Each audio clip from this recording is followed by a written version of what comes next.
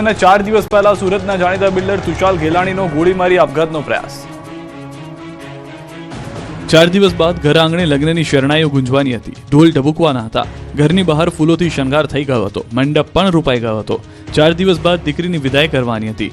લગ્નની કંકોત્રી લખવાના ગણતરીના કલાકો પહેલા જ બિલ્ડર પિતાએ આપઘાતનો પ્રયાસ કરતા વાતાવરણ ખુશીમાંથી ગમગીન બની ગયું। સુરતના અગ્રણી બિલ્ડર અને ઘેલાણી ગ્રુપના માલિક તુષાર ઘેલાણીએ તેમના નિવાસસ્થાને પોતાની જ લાયસન્સવાળી રિવોલ્વર વડે ગોળી મારીને આપઘાત કરવાનો પ્રયાસ કર્યો।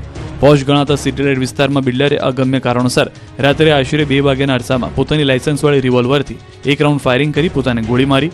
ગોળીબારીનો અવાજ સાંભળી પરિવારજનો દોડી આવ્યા અને લોહીલુહાણ હાલતમાં તેમને તાત્કાલિક સારવાર માટે મહાવીર હોસ્પિટલ ખાતે ખસેડવામાં આવ્યા। પ્રાથમિક દ્રષ્ટિએ તુષાર ઘેલાણીએ આ પગલું ઘરકંકાસને કારણે ભર્યું હોવાની આશંકા સેવાઈ રહી છે, જોકે સત્તાવાર કારણ હજુ સુધી જાણી શકાયું નથી। બિલ્ડરની પુત્રીના લગ્ન 5 ફેબ્રુઆરીએ હોવાથી ઘરમાં લગ્નની તડામાર તૈયારીઓ ચાલી રહી હતી, જ્યાં મહેમાનોની અવરજવર અને ખુશીઓનો માહોલ હતો। ત્યારે આ ઘટનાના પગલે પરિવાર અને બિલ્ડર આલમમાં સ્તબ્ધતા છવાઈ ગઈ છે। આ ઘટનાને લઈને પોલીસ તપાસ આદરી ચૂકી છે। આ સમાચારથી સુરતના બિલ્ડર લોબીમાં શોક અને ચિંતાની લહેર પ્રસરી ગઈ છે। સુરતમાં નો પાર્કિંગમાંથી ગાડી ઉઠાવતા કાર ચાલકે કરી ઝપાઝપી। સુરતના ઉધનામાં કાયદો અને વ્યવસ્થાના લીરા ઉડાવતી ઘટના સામે આવી। નો પાર્કિંગમાં ગાડી ટોઈંગ કરવા જેવી સામાન્ય બાબતે એક કાર ચાલક ટ્રાફિક પોલીસ કર્મી પર તૂટી પડ્યો। ઉધનાના સિલિકોન ચોપર્સ પાસે આ ઘટના બની। નો પાર્કિંગમાં પાર્ક કરેલી એક કારને જ્યારે ટ્રાફિક પોલીસની ટીમ ક્રેનથી ટોઈંગ કરી રહી હતી, ત્યારે કાર ચાલક ત્યાં પહોંચ્યો। દંડ ભરવા કે નિયમોનું પાલન કરવાને બદલે કાર ચાલકે પોલીસ કર્મી સાથે દાદાગીરી શરૂ કરી। કાર ચાલક અભદ્ર વર્તન કહીને પોલીસ કર્મી સાથે ઝપાઝપી કરવા લાગ્યો। કાર ચાલકના અભદ્ર વર્તનનો વિડીયો સામે આવ્યો। ટ્રાફિક પોલીસ કર્મીએ આ મામલે ઉધના પોલીસ સ્ટેશનમાં કાર ચાલક વિરુદ્ધ ફરિયાદ દાખલ કરી છે। જાહેર જનતાની વચ્ચે કાયદાના રક્ષક પર હુમલાને લઈને પોલીસે તપાસ હાથ ધરી છે। વડોદરામાં દારૂની બોટલો માથા પર મૂકી નબીરાઓ નાચ્યા। દારૂપાર્ટીના લાઈવ દ્રશ્યો છે વડોદરાના। શહેરના ગોત્રી વિસ્તારમાં ખુલ્લેઆમ દારૂપાર્ટી ચાલી રહી હતી। દારૂબંધી જેવું ગુજરાતમાં કંઈ જ હોય જ નહીં તે પ્રકારે વડોદરામાં નબીરાઓ નશામાં ચૂર થઈને નાચી રહ્યા છે। ગોત્રી વિસ્તારમાં એક જગ્યા દારૂડિયાઓ ભેગા થઈને દારૂની બોટલો ખોલી જામ છલકાવી રહ્યા હતા।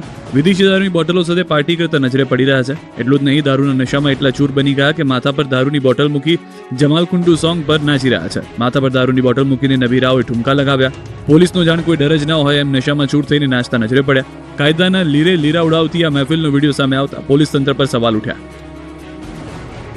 તાપીના ઉચ્છલમાં આવેલા પાંખરી પાસે એમ્બ્યુલન્સમાં દારૂની હેરાફેરી પકડાઈ। 6 લાખથી વધુનો ભારતીય બનાવટનો વિદેશી દારૂ જપ્ત થયો। તાપી એલસીબીએ ચોક્કસ બાતમીના આધારે એમ્બ્યુલન્સમાં લઈ જવાતો દારૂ ઝડપી પાડતા બુટલેગરોમાં ફફડાટ ફેલાયો। પોલીસે 6,32,000થી વધુના દારૂના જથ્થા સહિત એમ્બ્યુલન્સ મળી કુલ 11,37,000થી વધુનો મુદ્દામાલ જપ્ત કર્યો। સાથે જ એક આરોપીને પકડી પાડી કાયદેસરની કાર્યવાહી હાથ ધરી છે।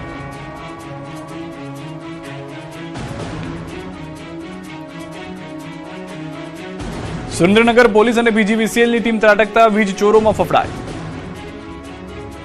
વીજ ચોરી કરતા તત્વો સામે પીજીવીસીએલ અને પોલીસ દ્વારા ઓપરેશન શરૂ કરાયું। સુરેન્દ્રનગરના જામવાડી ગામે પોલીસ અને પીજીવીસીએલની ટીમ પહોંચતા વીજ ચોરી કરવામાં તત્વોમાં ફફડાટ ફેલાઈ ગયો।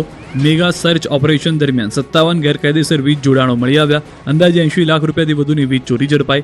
ગેરકાયદેસર ખનાજ, કાર્બોસેલના કુવા તેમજ ગુનાહિત ઇતિહાસ ધરાવતા ઇસમો સામે સંકળાયેલા સ્થળો તપાસ કરી અને અનેક વાહનો ડિટેન કરવામાં આવ્યા। આ કામગીરીમાં 250થી વધુ પોલીસ અને 50થી વધુ પીજીવીસીએલ કર્મચારીઓ જોડાયા। વડોદરામાં કચોરીમાંથી નીકળ્યો વંદો।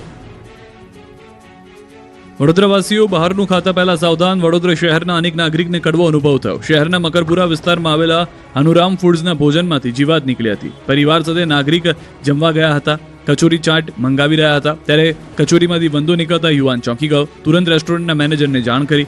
ગ્રાહકના જણાવ્યા મુજબ કચોરી ચાટ ઓર્ડર કરી હતી, જેમાં ખાતા ખાતા અચાનક વંદો નીકળ્યો।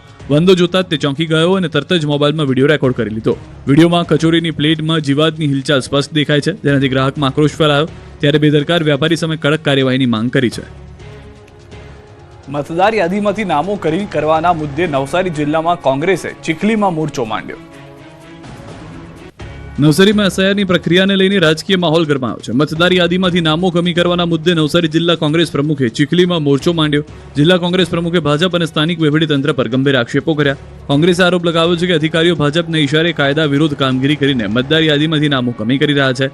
ગણદેવીના ધારાસભ્ય અને મંત્રી નરેશ પટેલ વિરુદ્ધ ફોર્મ નંબર 7 વાંધા અરજી દાખલ કરી તેમની મતદાર તરીકેની પાત્રતા પર સવાલ ઉઠાવી પુરાવા રજૂ કરવાનો પડકાર ફેંક્યો। ખાસ કરીને 1000થી પણ વધુ મતદારોને પુરાવા સાથે બોલાવાયા હોવા છતાં અધિકારીઓની ગેરહાજરીના પગલે કોંગ્રેસના કાર્યકરોમાં ભારે રોષ જોવા મળી રહ્યો છે। સુરતમાં ઢોલ નગારા સાથે લોકોએ ટીપી સ્કીમના રિઝર્વેશન સામે વિરોધ કર્યો. સુરતના કતારગામમાં ટીપી સ્કીમના રિઝર્વેશન સામે જન આક્રોશ જોવા મળી રહ્યો છે. કતારગામ વિસ્તારમાં ટીપી સ્કીમ નંબર 49, 50 અને 51 હેઠળ રહેણાંક મકાનો અને પ્લોટ પર લાદવામાં આવેલા રિઝર્વેશન સામે વિરોધ કરતા રહીશો રસ્તા પર ઉતરી ગયા અને રિઝર્વેશન રદ કરવાની ઉગ્ર માંગ સાથે મેદાનમાં ઉતર્યા. કતારગામના વિવિધ વિસ્તારો અને સોસાયટીઓના ઢોલ નગારા સાથે શેરીએ જનજાગૃતિ અભિયાન હાથ ધરવામાં આવ્યું. આ અભિયાન દરમિયાન રહીશોને ટીપી સ્કીમ હેઠળના રિઝર્વેશનની ગંભીરતા, તેના કાનૂની અને સામાજિક પરિણામો અંગે વિસ્તૃત માહિતી આપવામાં આવી. લોકોનું કહેવું છે કે આ રિઝર્વેશનથી અનેક પરિવારોના ઘરો અને પ્લોટ જોખમમાં મુકાઈ ગયા છે. ભરૂચના આમોદમાં ગેરકાયદે દબાણો પર ચાલશે બુલડોઝર.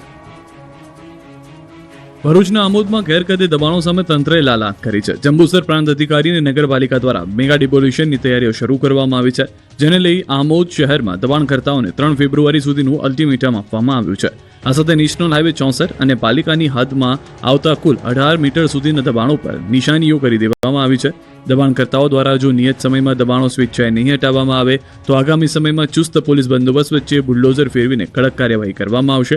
આ કાર્યવાહીના ભાગરૂપે નેશનલ હાઈવે 64 પર સ્થિત દુકાનદારો દ્વારા કરવામાં આવેલું 13.71 મીટરનું દબાણ અને નગરપાલિકાની અંદાજે 4 મીટર જગ્યા મળીને કુલ 18 મીટર સુધીનો વિસ્તાર ખુલ્લો કરાશે.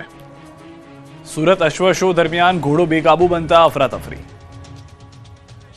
સુરતના અડાજણ વિસ્તારમાં તાપી નદીના કિનારે આવેલા રિવરફ્રન્ટ પર આયોજિત 7મા તાપી અશ્વ શો 2026માં એકાએક ભયનો માહોલ જોવા મળ્યો હતો. રમત પૂર્ણ થયા બાદ રાઇડિંગ દરમિયાન કબીર નામનું ઘોડું અચાનક બેકાબુ થઈ જતા દોડધામ મચી ગઈ. સદનસીબે આ ઘટનામાં કોઈ મોટી જાનહાની થઈ નથી, પરંતુ ઘોડાના સવારને સામાન્ય ઈજાઓ પહોંચી. નોર્મલ રાઇડિંગ ચાલી રહી હતી ત્યારે અચાનક કબીર નામના ઘોડાએ પોતાનું નિયંત્રણ ગુમાવ્યું. રાઇડિંગ દરમિયાન ઘોડો મિસહેન્ડલ થતા તે એકાએક ભાગવા લાગ્યો. ઘોડો એટલી ઝડપે દોડ્યો કે તેના પર સવાર રાઇડરે